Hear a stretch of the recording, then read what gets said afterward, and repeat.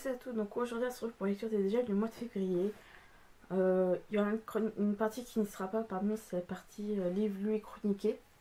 J'ai pratiquement pas lu ce mois-ci parce que durant quasiment les 2 premières semaines de février, donc pour ceux qui ont vu ma vidéo unboxing du début du mois, j'étais malade, mais comme pas possible. J'ai quasiment pas lu, je dormais quasiment tout le temps tellement que j'étais fatiguée. Je dormais peu la nuit, donc voilà, j'avais un virus, conjonctite, enfin j'avais la totale. Avec les vacances, j'ai beaucoup travaillé. Ces temps-ci, je commence à reprendre plus ou moins la lecture. À cause de tout ça, j'ai quasiment perdu le goût de la lecture, si je peux dire ça comme ça, et j'arrivais pas spécialement à réparer. Là, je pense vraiment me rattraper en mars parce que j'ai une lecture commune au début du mois et il faut que je la fasse.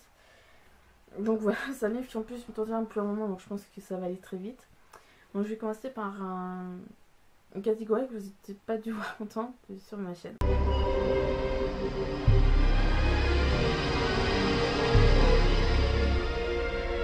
Alors pour l'organisation d'Isis, pour ceux qui ont vu, ça devait être oui, c'était l'organisation de quand je m'organise sur la blogo. Je vous mettrai tout en barre d'infos. Comme ça vous permettra de suivre. Hein. J'ai l'article, il y a tous les liens dedans, au cas de besoin. Je mettrai, je pense, aussi les liens de l'article de l'organisation d'Isis sur mon organisation sur la blogo, parce que avec l'article et la vidéo, donc si je vois que la vidéo ou l'article, vous avez le choix. All the initiated have carved their names in the wall of the temple. Je vais commencer par les CD dans la médiathèque comme avant. J'en ai emprunté 3. J'ai changé un peu de style ces temps-ci. Je crois que j'avais besoin un peu. Donc j'ai emprunté Winter Songs donc d'Anuna. Je sais pas comment ça se dit, si c'est Anuna ou quoi. Là. Je sais pas comment le dire. Je crois que je l'avais déjà emprunté il y a longtemps à la médiathèque, mais j'avais un doute. Donc je l'ai emprunté. Ça m'a fait absolument bien de changer un peu de genre ces temps-ci. Je reprends un peu du renouveau. J'ai également pris Beautiful Wasteland, donc de Capercaillie, pardon, j'ai oublié de mettre le i sur mon post-it. Donc là oui, c'est un truc que je voulais changer un peu. Non, j'avais pas du tout, c'est moi qui me fais des films ces temps-ci. Donc voilà, et le dernier, je l'avais déjà emprunté, je me souviens parce que la jaquette me parle. C'est donc Cinéma Noma, donc Carlos Nunes, donc c'est uniquement des musiques à la cornemuse. Je cherchais le nom d'instrument, donc c'est un peu sympathique, on va dire. Niveau livre, je vais d'abord passer 2 grands livres que j'ai empruntés à la médiathèque, après il y a 4 romans. Donc en premier, il y a Trésor de la Renaissance, je sais pas de qui c'est parce que j'ai pas trouvé d'auteur, par Andrew Legly, aux éditions Gallimard dans la collection Les Yeux de la Découverte. Je l'ai feuilleté, je pense que c'est un livre qu'il y a 13 ans que je vais prendre, peut-être un de ces jours, peut-être d'occasion, parce que je sais pas combien il coûte à l'heure actuelle, mais c'est très bien, c'est vraiment que sur la Renaissance en général, voilà, c'est bien indiqué avec des photos et autres. On a un grand texte. Ici après on a des petites indications sur les différents petits objets de ce qui est présenté. Voilà, sur les différents objets utilisés pour la peinture, etc. J'aime beaucoup, je suis pas très Renaissance pour ma part. La part d'histoire que j'aime le plus, c'est la Révolution française. Donc voilà, mais la Renaissance c'est très bien, on a changé, la face du monde a commencé à changer, si je peux dire ça comme ça, à ce moment-ci. Donc j'ai également emprunté les croisades, la guerre en Terre Sainte, les chevaliers chrétiens partent à la conquête de Jérusalem. Donc là je vous dirai non parce qu'il y en a plusieurs et j'avais pas assez de place sur le post-it. Donc c'est de Mélanie et Christophe Ries avec Christophe Gravet. Donc les illustrations sont de Pierre Denis.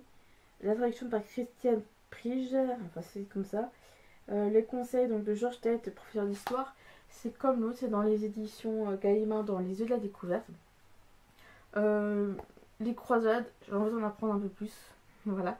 C'est vrai que c'est une période un peu majeure sur l'histoire des religions. Pareil, c'est comme l'autre. Et là, je sais pas dans l'autre s'il y avait ça. On a des sortes de double pages, on peut en dire.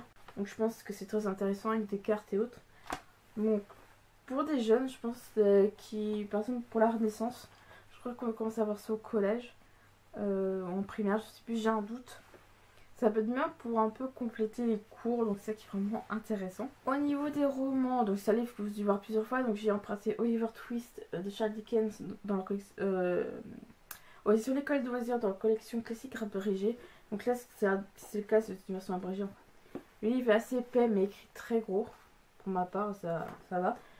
Alors pourquoi je l'ai pris, moi que j'ai déjà emprunté la dernière fois Oliver Twist chez le livre de poche. Je veux voir niveau papier, niveau lecture, ce qui me conviendra le plus si je le prends dans le livre. J'ai sur ma liseuse mais je reviens avoir en version papier. Toujours dans l'école des loisirs. Alors, toujours dit sur l'école des loisirs et toujours de Charles Dickens, j'ai emprunté De Grandes Espérances. Donc là c'est adapté par Mario de Muraille et illustré par Philippe Dumas. C'est un très gros roman et il est justement très bien illustré. J'aime beaucoup les petits dessins qui ont été faits au fur et à mesure. Je sais pas si on voilà, un peu plus grand comme ça. C'est pas des dessins un peu comme ça, un peu très genre comme c'était fait de stylo bic. Moi j'ai mis à l'aquarelle, donc stylo bic aquarelle. C'est vrai que je pense bien parce que le résumé me tente bien. Donc voilà. Ce que j'ai bien aimé c'est là un portrait de Dickens. Donc voilà. Le résumé me tombe bien. Et il est illustré, donc je pense que c'est un truc que je prendrai d'occasion parce qu'il coûte sinon pratiquement 25 €. C'est le prix d'un poche entre temps. Il avait marqué 24,80 que j'allais voir sur le site. Celui qui est assez sympa, en plus illustré, ça donnera un petit côté un peu sympathique à lire. Le dernier livre que j'ai emprunté à la médiathèque, donc je vais juste voir à quoi il ressemblait avant de plus ou moins l'acheter. Parce que c'est un livre que vous devez avoir entendu beaucoup parler sur la blogo. Et il s'agit de 1414 de Cyril Hemgar et Paul Béorn. Chez Castelman. Quand je l'ai vu les 2-3 premières fois sur Booktube ou sur la blogo, c'est un livre que je voulais acheter. Pratiquement plus maintenant. J'ai plus envie de. J'ai rien contre ce livre-là. J'ai maintenant, comme beaucoup de livres ou de sagas, c'est un livre que j'ai plus l'envie de le lire. Alors vous allez me comprendre, vous allez me dire que je suis un peu bizarre. Donc c'est 1414, son art de la Première Guerre mondiale, l'histoire d'une correspondance entre deux personnages de soit 1914 et 2014, pardon. Alors pourquoi je voulais pas l'acheter, mais ça peut être très intéressant, malgré que je suis une grande fan d'histoire. C'est que dans beaucoup de cas, il y a des livres qui apparaissent sur la blogo qui me donnent envie. Mais à force de trop les voir sur Booktube et sur la blogo, j'ai de moins en moins envie de les lire. Je suis pas une personne qui va forcément lire les dernières nouveautés qui sortent. Je vais plus dans l'optique oui, des livres qu'on parle quasiment. Il y a des livres que je vous présente que ouais je sais pas, qui sont jamais été présentés sur la blogo ou très très peu, et ça je préfère. Par exemple, les Boubous Venteurs, j'ai eu le premier tome il y a 2 ans à peu près. Le premier tome, je l'ai lu sans savoir que c'était une saga à succès. Donc je l'ai lu sans vraiment m'en rendre compte. Et là, maintenant que je sais que peu de temps après, j'ai découvert que c'était une saga à succès, j'ai quasiment pas envie de lire la suite. Pourtant, je crois que j'ai le tome 2 dans la panne en plus. Donc c'est ça, plus on en parle, moi j'ai envie de lire. Mais 14-14, je peut-être un livre que je vais lire. Je préfère attendre ça se tasse un peu comme beaucoup de livres. Je préfère attendre un petit peu avant de me dire voilà, on en parle moins. J'aurais peut-être envie de le lire. Je sais pas. Bah, c'est tout pour mes emprunts médiathèque, donc j'espère que ça vous conviendra. Je voulais faire maintenant, donc on est vendredi, on est en début d'après-midi, donc je travaille pas cet après-midi. Je voulais faire ça tout de suite parce que sinon j'aurais pas le temps vu que je dois aller demain à la médiathèque. Dites-moi si vous avez lu le livre, notamment 14-14, pour que je puisse savoir plus en gros si c'est un livre que je dois tout près lire ou pas. Donc voilà, c'est surtout ça. Mais de toute façon, il était dans ma wishlist. 14-14 est dans ma wishlist. Donc sur ça, il n'y a pas tant de problème que ça sur la possibilité de le lire. From Victor Hugo to Dali. Là, je suis passée à mes questions du mois. Il y en a 2, dont une, c'était une commande que j'avais faite fin janvier, mais je l'ai reçue début février. Donc on va commencer par l'unboxing que vous avez vu au début du mois. Fin janvier, j'ai fait une commande sur Amazon. Même si j'ai tendance à acheter la majorité des livres que je veux sur la Fnac, le site de la Fnac, j'ai regardé celui-là à la base. Alors pourquoi je vais vous dire tout de suite, de toute façon je vous le présenterai pour ceux qui n'ont pas vu mes unboxing.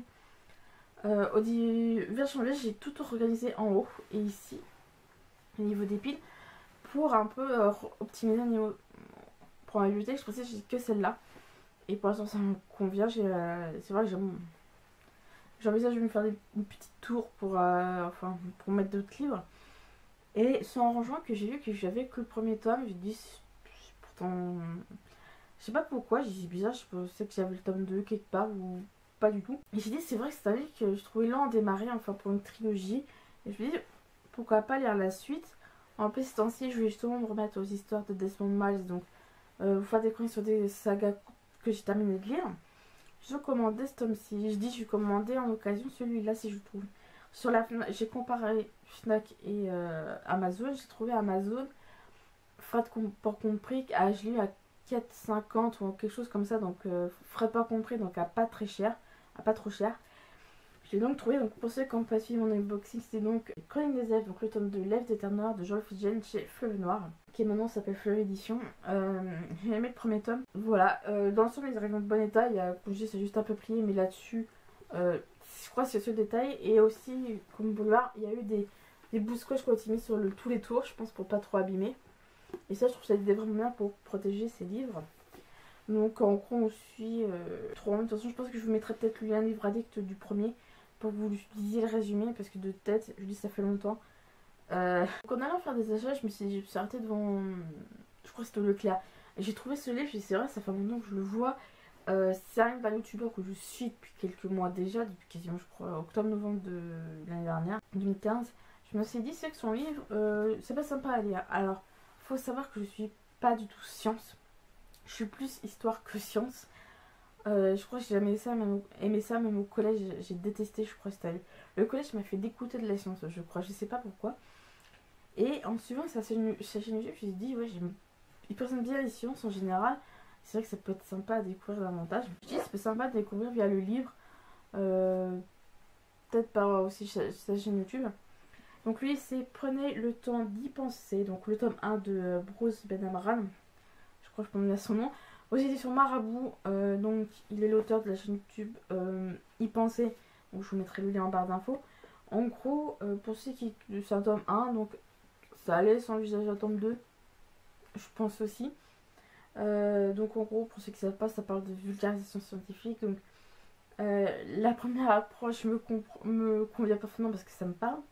Donc c'est vous vous interrogez sur des phénomènes simples sans retrouver dans quelle case de votre cerveau vous avez rangé ce que vous avez appris en 5e.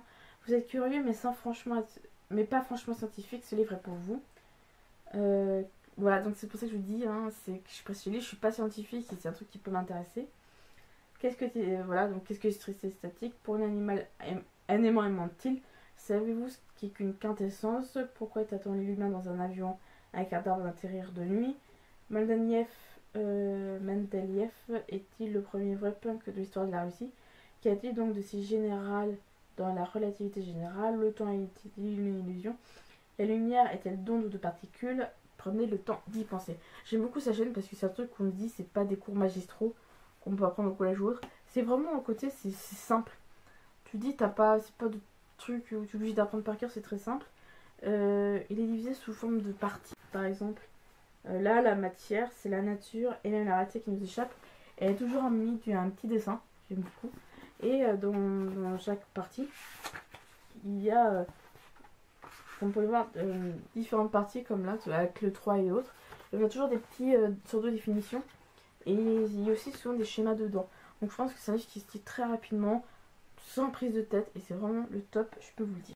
As well as Cocteau, the great masters have left us the key. Donc ce mois-ci j'ai quelques lectures, donc 2 j'ai essayé de terminer, mais je vais surtout les mettre en pause. C'est Contes d'outre-tombe, donc Fantôme, Spectre et d'un blanc de Dominique Cahu chez Ouest de France. J'ai plus ou moins avancé, je suis à la moitié. Assassin's Creed Underworld de Oliver Bernard chez Castelmore, là aussi j'avance bien, je suis presque à la moitié. C'est deux que je pense que je vais peut-être mettre en pause parce que j'ai l'impression que c'est des livres que je ne veux pas spécialement quitter. Et vraiment je suis à fond, Underworld j'ai beaucoup avancé, je crois que je vais même pas là le mois dernier. J'ai lu au moins tout ça, peut-être encore je suis gentille là. Et ça avance bien, pareil pour qu'on loue tout le temps. Je suis peut-être les dans parce que j'ai des livres que j'ai l'impression que je ne veux pas quitter et que j'ai du mal à lire en ce moment. Donc voilà. Et ce mois-ci, j'ai donc une lecture commune. J'oublie le nom. Non, c'est bon. J'ai tout noté, heureusement, sur mon post-it. Donc, je vais lire en lecture commune avec le blog la personne qui gère le blog Lire en compagnie, donc je mettrai le lien de son blog en barre d'infos. Donc un nouveau cycle, le premier tome d'Alliance éternelle, donc un nouveau cycle de Sandrine Roquial Le Breton, je vais le dire, chez Hervé Édition et M Mineur Éditeur. Donc le résumé, c'est Sandrine, Catherine Valin, 34 ans, est mariée à une petite fille de 3 ans, apparemment rien d'exceptionnel, rien de vraiment hors norme pour des humains, mais étrangement elle porte en elle le besoin de magie et de la sensation d'être différente. Pas vraiment sa place dans ce monde, elle est aussi l'impression d'avoir vécu un amour magnifique auprès d'une âme sœur. En réalité, Catherine a oublié sa vie antérieure. Dans un fois passé, elle était Enya, première princesse gardienne mariée à son âme sœur Liam. Leur couple marqua profondément le monde magique. Leur communauté, les gardiens, doivent être des êtres mi-elfes, mi-fées, tous dotés de pouvoirs différents, attendant leur renaissance. 6000 ans plus tôt, Kenya et Liam perdirent la vie en bannissant un sorcier noir, Marwan, désireux d'assévir le monde surnaturel et humain. Pourtant le temps presse. Marwan désireux d'asservir le monde surnaturel et humain. Pourtant le temps presse. Le bannissement des 1000 ans arrive à son terme et l'heureux Marwan reviendra immanquablement. Les âmes sœurs sont probablement la clé de l'avenir de la communauté magique. Mais personne n'a la vérité où ils sont. En parallèle de notre monde contemporain, Catherine va basculer dans le fantastique pour découvrir une destinée extraordinaire. Vous en rêviez aussi. J'aime bien ce principe de d'âme sœur, de renaissance, de magie noire. C'est un domaine qui m'en parle, le fantastique en général. Donc je pense que c'est pour ça que je l'avais pris, que là, il y a 2 ans, 2014, l'auteur me l'avait bien vendu au sein du Mans. J'ai toujours pas lu, je voulais ça fait un moment que j'ai envie de le sortir, Il y a un tome 2 en plus, donc j'ai envie de le lire au plus vite. Je vais lire début mars justement, donc ça me permet, c'est pas écrit sur Pro, mais je pense que ça va être lire si on a vraiment à fond dedans. Le deuxième livre que je vais lire, c'est donc Versailles, d'Elisabeth Massy aux éditions Michel Lafon. Alors Versailles, comme je l'ai dit, c'est un livre que j'ai eu pour Noël, récemment, Noël 2015, en plus de Le Réveil de l'homme oiseau, je crois que c'est comme ça, non, de l'oiseau tonnerre, pardon, de Nourbillard. Je m'attendais pas vu de la part de mes parents, donc c'est un beau livre en plus dans l'ensemble. Il fait un peu lourd, je sais pas pourquoi. Je sais pas si c'est le papier ou pas. Je pense que c'est comme ça que je touche les Michel Lafon quand je les pèse. Donc sur le côté et dans le dos, on a la couverture floutée. Versailles, c'est que j'en ai entendu parler par la bande-annonce qui a été faite à la télé à ce moment-là, vers octobre-novembre, pour la sortie de la série de Versailles, donc qui est tirée ce roman. Sur Canal+, sauf que moi je suis pas sûre que j'ai Canal+. Donc je pouvais pas regarder, je pense que j'ai essayé de trouver la série en DVD et autres. Mais avant de regarder les épisodes, j'ai préféré lire le roman pour me faire mon propre idée. Et entre ces 2 romans, je vais essayer de terminer Un secret d'Intervalle et Conte notre temps. However, it is within the music of Mozart that you must find the answers to your questions. Voilà, ces lectures de DGL sont terminées. Je suis désolée qu'il n'y ait pas grand chose d'intéressant. Surtout au niveau chronique, parce que comme j'ai dit, avec le fait que je sois tombée malade, que j'ai pas envie de lire sur ce coup-là, le fait de tomber malade m'a plombé l'esprit. Je suis reprise vraiment cette semaine, donc j'ai l'impression de faire je pense que j'avais besoin d'une pause pour pouvoir me ressaisir un peu. Donc ne vous en faites pas, ça va venir. Donc en plus avec la lecture comics, ça devrait aller. En dehors, voilà, j'ai plus ou moins repris le livre, même de le terminer, même si ça me déçoit un peu comme pour tous les Assassin's Creed. Mais sur ce, passez dans la lecture et je vous dis donc à bientôt. Hidden in his celestial masterpiece, the golden ratio is inscribed for eternity.